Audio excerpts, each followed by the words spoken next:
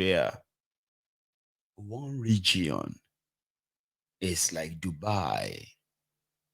They've got everything.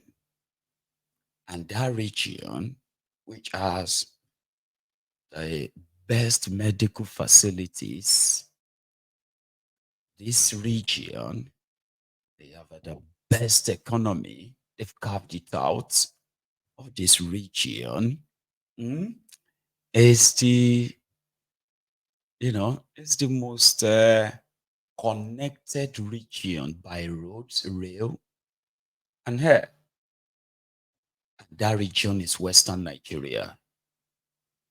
Something to be jealous about. What exactly do you think anyone is going to be jealous about or jealous of about Yoruba land anymore? That actually makes you feel like it is an insult to call out calamity Tinubu. And then you turn it around and begin to call people more live for joining that bigotry or so. No. Tinubu doesn't represent Yoruba. Tinubu's followers, they don't give a damn about Yoruba land. I'll keep telling you. Except for this gaslighting and all this shouting and all of that, right? Or trying to live on the old glory that a lot of us only read about, never seen or witnessed. Old glory. We are now watching the young Yorubas falling into the worst kind of societal wrongs like cultism, drug abuse, crimes as of any kind, and the major of it all, which is not illegal, the agberoism. We are watching all of that. Somebody said we have 3 categories of Yorubas. I don't know about that, but sounds cool to me, right? The educated and hang on. I wanted to use his own right word. What he said, we have 3 categories of Yorubas, okay? So we have the educated and come on. I remember this word. I wanted to use the example. If I can't find the right word, so I'll just use mine, okay? Use my own description. So it was practically saying, you have in Yoruba land, you have educated, and at the same time,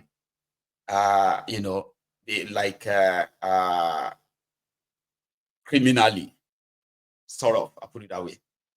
Then you have uneducated and criminally. Then you have educated, enlightened, and upright Yorubas. You see that last one, they are called the Omoluabis. So you see those ones that are educated and at the same time ridiculous. And you'll be wondering, I thought this person is educated, but they are like low lives. They are the bigots, the type that will be pushing when you are talking about economic and responsibility of government. Once it involves non-Yoruba, they will have sense, they will have ideas to condemn and all of that. But once it involves Yoruba, they will begin to sound like a broken tape. And most of the time, they just go tribal with you. It's always that. We have that category. We have those who are illiterate, like uneducated, totally like, and at the same time, ridiculous that way too. So that's like a keg of gunpowder, kind of, right? Then you have the ones who are not just only educated, exposed, but at the same time, right? They are well-to-do, like you call them the gentlemen, right? And this type, their greatest undoing is they usually just keep quiet. They are not loud and they do not really want to be sort of spotlighted. And that's the reason why the educated and criminally, uneducated and criminally, right, are most of the minute one that you see that are the loudest. Yoruba Obas were killed in Yoruba land. This Ronuku said, It is none of anybody's business how they react to the Fulanis killing 3 Yoruba Obas in 5 days. 3 Obas in 5 days. They were not enriched. No. Why should they? They don't care. Right? But the moment you have something to say about Tifnumbu, oh, look at them. Oh, they have come again. I don't even know why they hate Yoruba people. Like, why they hate us. Come on, they hate us. They want to be like us. They want to say, what the hell are you? Like, who the hell are you? Eh? A loudmouth and ass licker that is living in a shit hole, or would rather just kind of like worship his own oppressors because they talk like him. Unfortunately, social media came. Social media came and it just ruined everything for them. It became like no be only you get monopoly for madness. So if this tribal Olympic and the rest of it is going to last for the next 8 years and possibly help us accelerate the complete breakup of Nigeria, why not? I just want the rest of you to please understand that when you join them push narrative of their bigotry as it is, you are ignoring what Nigeria is right now. And what Nigeria is right now is because of the incompetence, the inefficient, and then the corruption of everything APC. This is the real thing this should be the real thing that should get your attention. Whether you are Hausa, Igbo, Yoruba, Fulani, Igede, Ijo, TV, Shekiri, it doesn't matter. These are the things that are they are like life and death things. But intentionally, they wanted to continue that hatred and all of that. So listen, Tinubu doesn't speak for me. It doesn't represent me. And it doesn't speak or represent a majority of the Yorubas. And Ronukus who push the agenda of if you see anything against Boko Haram is because you hated Fulani. They are the ones pushing this now. Initially, they said, how dare an Igbo man contest an election with the Ajaga bandits? It was more or less like, how dare you? Like you really contested election against Jaga. If you say you hated Yoruba, be that. So this push of Igbo hates Yoruba, Yoruba hates Igbo, and all of them where they push on. Enjoy them because see, as much as it hurts, my message is mostly for those of you who still have your own senses intact. That you should never, by any means, fall prey, because when you know this is politically sponsored, you must never take it home, because this is what this is what this has done.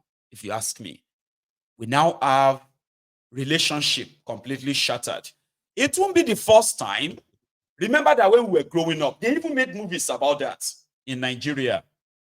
Some of the things we never really paid attention to back then, they are making sense now. How many of you here? Okay, I'm going to ask it like category by category. Please be honest. I'm going to read my comments. Okay. This is like an experiment because it's true. And I want you to please tell me. All right. How many of you remember, how many of you here watching, maybe you are in your 50s, in your 60s, who has witnessed marriages? Yeah, marriages being cancelled, or weddings being cancelled because the bride was Yoruba and the groom was Igbo. So either the groom family or the bride family rejected the wedding. How many of you witnessed that, or maybe that happened to you? Your first love, you couldn't marry your Yoruba babe because her family would never let her marry Igbo, or you couldn't marry your your Igbo boyfriend, fiance, because your parents would never allow you to bring Igbo home. How many of you grew up that way? Eh? But we never really thought how deep it was. We were so innocent. we thought it was just, how many of you, you're married, even within Yoruba land, let's use Yoruba now. No, okay, I can use anyone, okay? In Yoruba land, where your relationship, you have to end your relationship because you are from Ibadan. Your boyfriend is Ijebu, or your girlfriend is from Egba, and you are from Akure, Ondo. How many of you have had your marriages because your parents were like, no, like over my dead body? How many of you? This was supposed to be a one country, all right? United people. Our parents were so bigoted that they molded us into what some of us have become now. But some of us actually thought, and you are wondering, where is that one Nigeria that they usually taught us then? Arise, oh God, passion, one Nigeria stuff.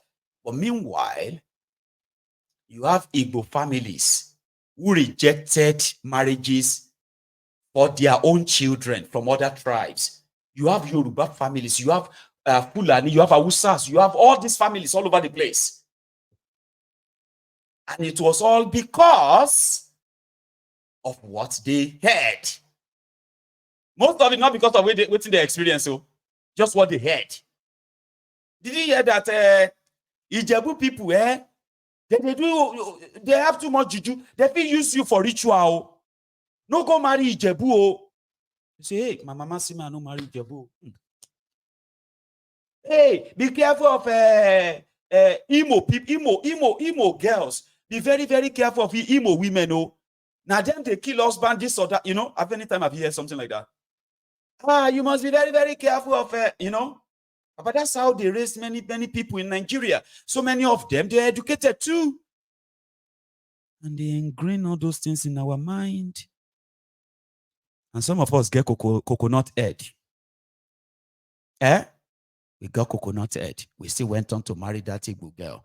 We still went on to marry that your Yoruba boyfriend. Now you are both married. You've been married for years. Some of you as well. You were a product of this intertribal where your parents, they defied the law of this bigotry at the time to go after what they loved. They produced love. It was so bad, Baba. It was so bad that we were raised to hate ourselves. But if I come to Scotland like I am, and I marry a white woman, a Scottish, who gives me maybe 3-4 children, and I take her and my children, my family back to Nigeria, she will be so more welcomed than for me to go to Igbo land, marry a beautiful African queen, and take her home. In the family, those of you who have other people who are not members of your tribe or ethnic, as member of your family, be honest. To the point that some of you have decided to even protect them from those who are acting up to them. Abi? So this is Nigeria in real. Something we usually keep to ourselves. Then we pretend. We are the world. We are the children. Arise, O compatriots. Let's come together and build one nation, one big country. We are one big happy family. We love ourselves so much. We want to build a country. Lies. Then the real criminals know this and they have to use it as well for their own political gain, weaponize it, brought it to the fore. Now it is now a thing because it is now weaponized for politics.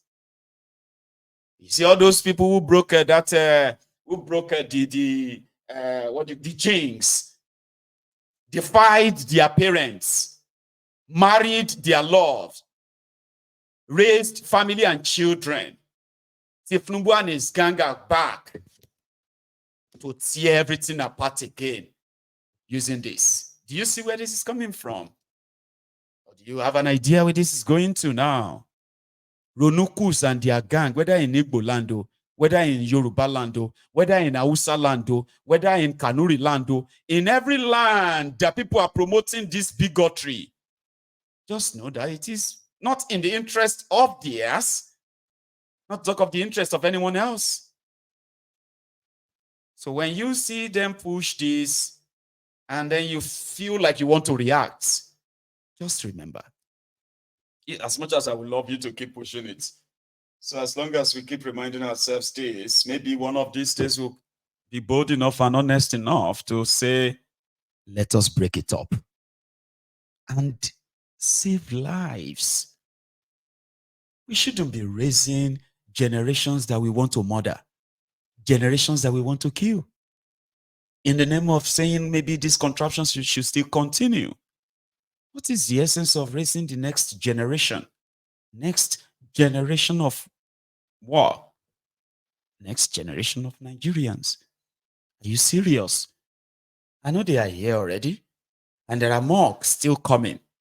But we are raising generations that will be slaughtered. All the generations that will slaughter all of us if we continue in this trajectory.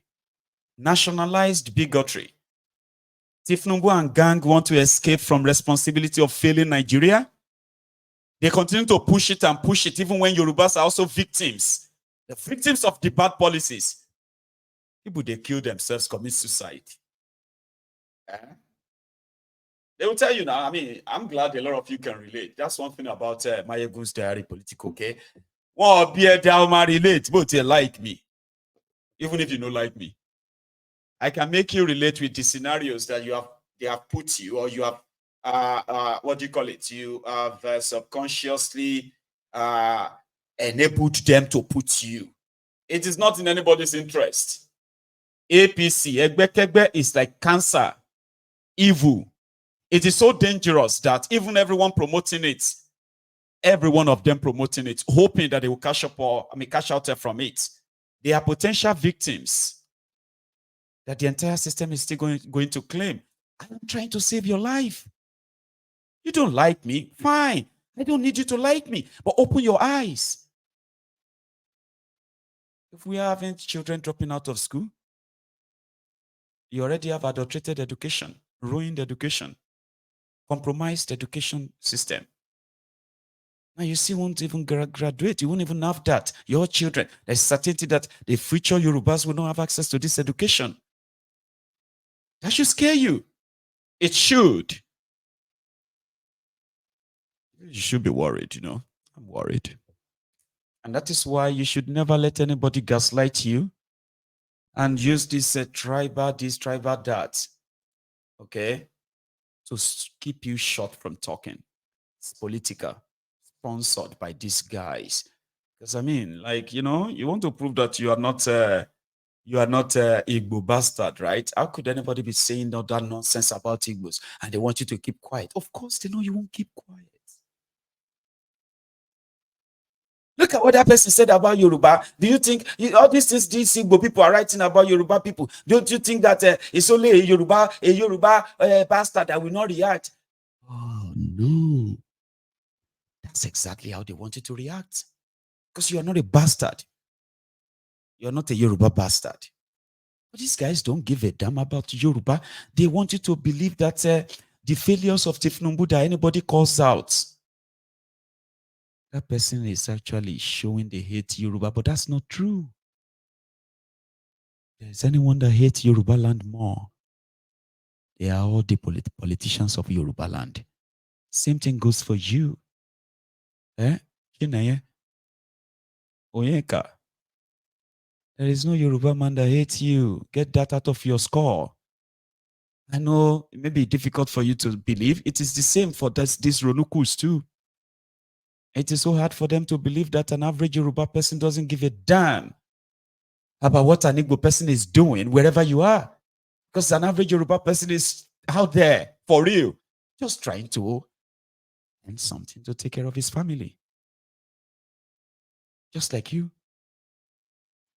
When you see those who pushes you to make you believe that there is, think about it. You are watching Mayego right now, possibly doing other things, right? You don't really care about anything other than what you are busy with right now, do you?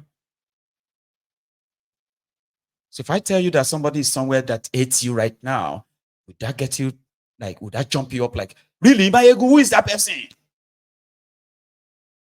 No, it won't. You just be like, really? And you can continue, Jare. Whoever is hating me, they just,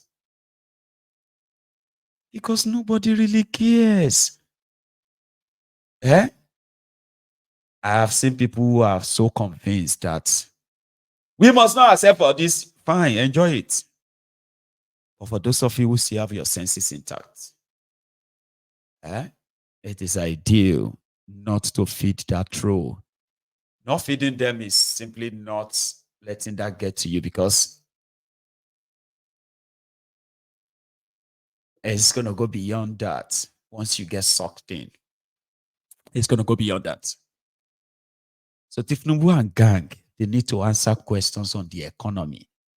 They need to answer questions on the insecurity. And they need to answer questions on the corruption. Now, that is how it is done. You do not then shield them and say, now you and them for 8 years, Baba. Before your time, can't you see the Nigeria they are creating? A lot of you are never going to live to, you're not never going to live and grow old. Yeah, you're not.